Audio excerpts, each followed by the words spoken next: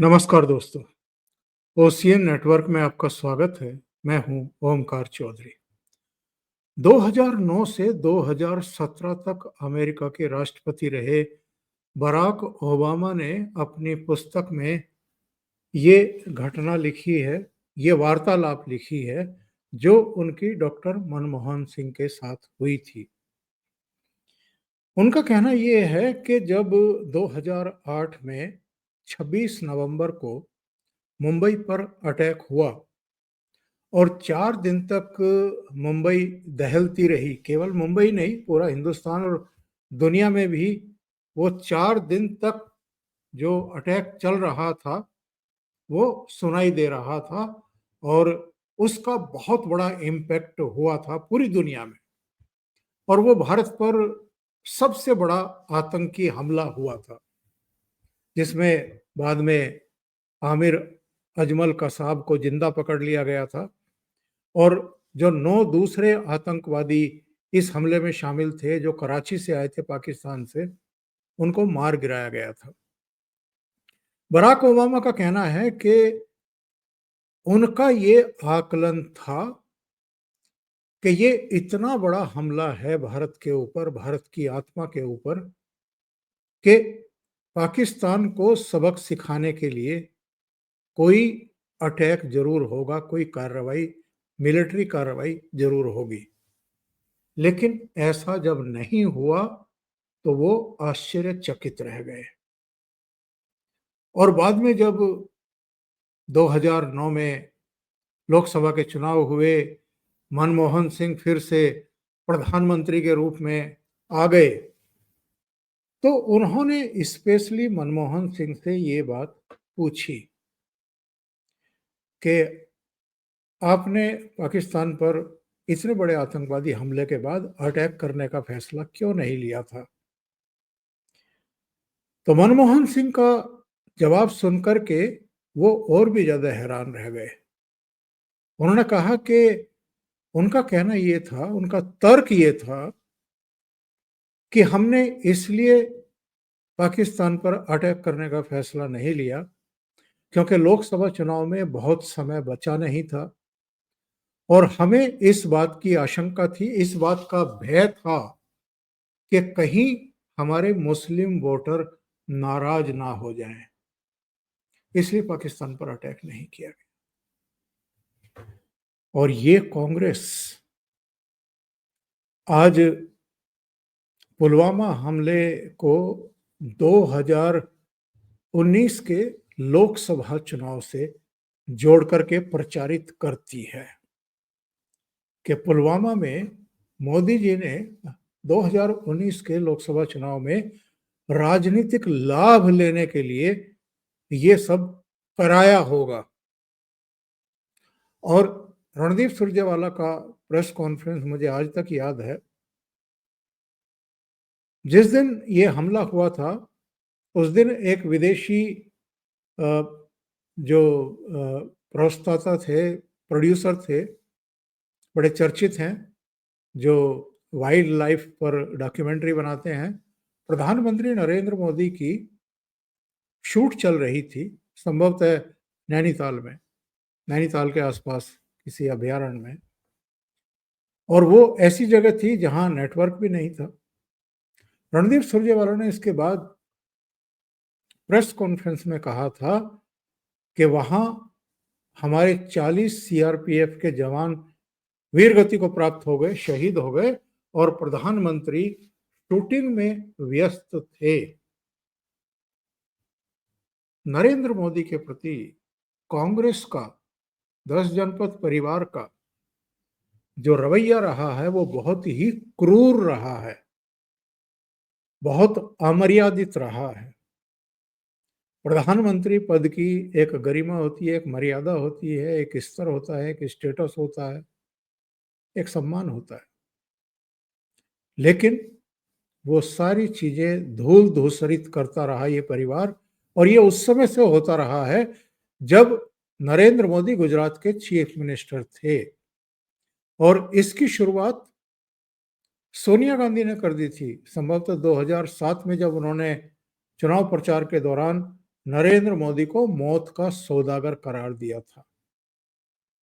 हालांकि बाद में राहुल गांधी ने भी सैनिकों के खून की दलाली करने की बात नरेंद्र मोदी के बारे में कही थी दिल्ली की एक रैली में।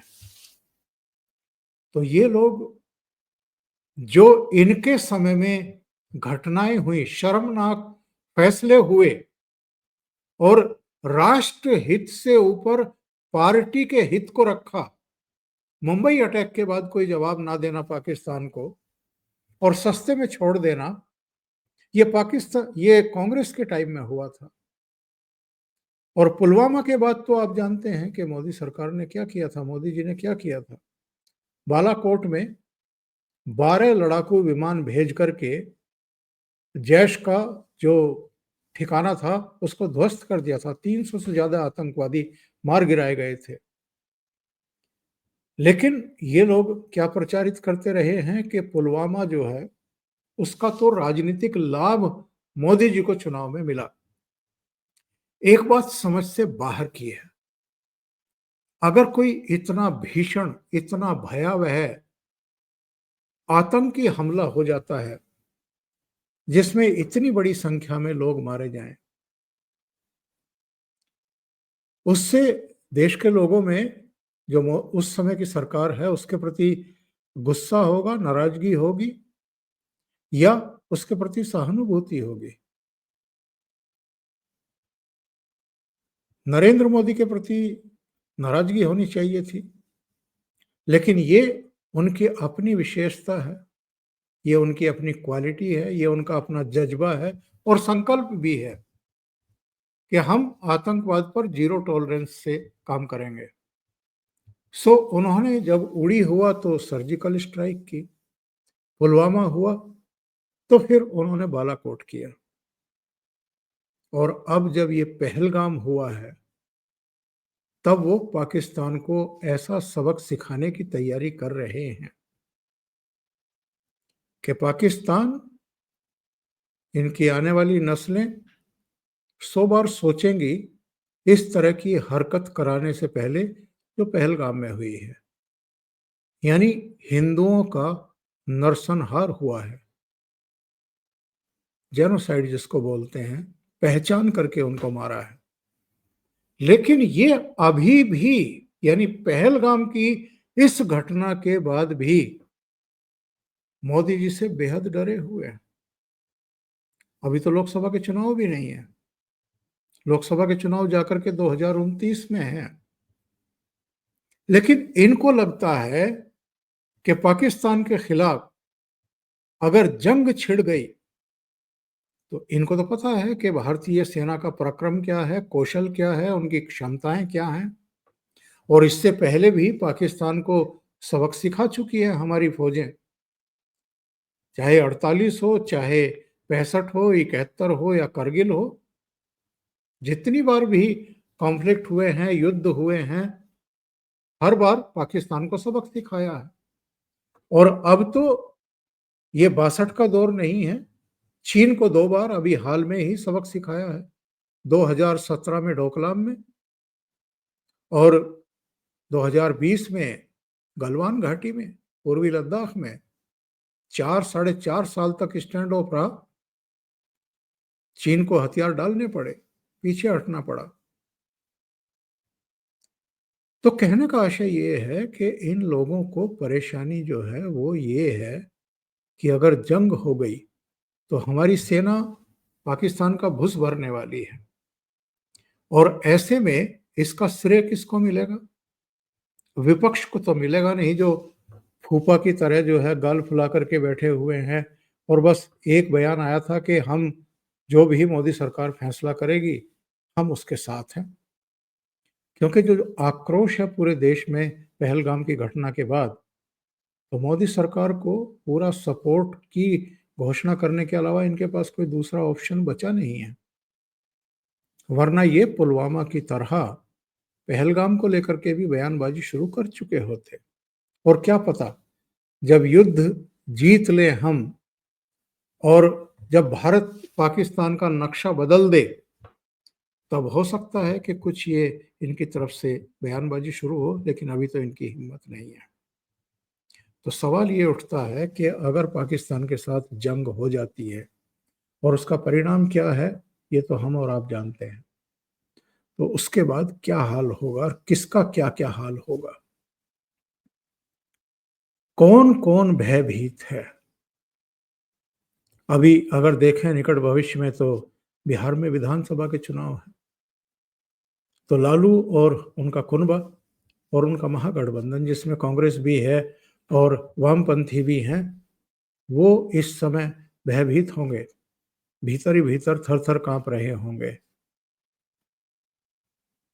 क्योंकि जीत की संभावना फिर विपक्ष की नहीं होगी। ममता बनर्जी, जहां अगले साल चुनाव होने जा रहे हैं पश्चिम बंगाल, वहां भी क्या हाल होगा। जाहिर है, हिंदुओं की हत्या का बदला लेने के लिए, पाकिस्तान को सबक सिखाने के लिए ये युद्ध होगा, और इसमें जीत निश्चित है भारत की, मोदी जी की। इसका सीधा इम्पैक्ट पश्चिम बंगाल के हिंदुओं पर भी पड़ेगा। वो यूनाइट होंगे, और इसलिए ममता बनर्जी परेशान। 2022 में उत्तर प्रदेश, उत्तराखंड, पंजाब, मणिपुर, गोवा, इन राज्यों में चुनाव होने वाले हैं। तो केजरीवाल की भी नींद उड़ी हुई होगी, अखिलेश यादव की भी नींद उड़ी हुई होगी, परेशान हो। और राहुल गांधी, वो तो सतत एक दुखी आत्मा हैं ही। तो आप अंदाजा लगाइए कि ये जो स्थिति बनी है इस समय, जो मूर्खता पाकिस्तानी सेना के प्रमुख ने की है, ये जो हमला करवाया गया है, इसका खामियाजा पाकिस्तान को तो भुगतना पड़ेगा ही। हमारे देश में भी कई चेहरे हैं, कई पॉलिटिकल पार्टियां हैं जो भीतर से उतनी ही डरी हुई हैं जितने इस समय आसिम मुनीर और वहां की पूरी सियासी जमात। अभी के लिए इतना ही। बहुत बहुत धन्यवाद। अगर आपको ये चैनल और इसके कंटेंट पसंद आ रहे हैं तो लाइक करें, कमेंट करें, वीडियो को शेयर भी करें। अभी तक अगर आपने ये चैनल सब्सक्राइब नहीं किया है तो सब्सक्राइब कर लें, और साथ में लगे बेल आइकॉन को दबाना ना भूलें, ताकि आगे आने वाले वीडियो और उनके नोटिफिकेशन आप तक पहुंचते रहें। बहुत बहुत धन्यवाद। नमस्कार।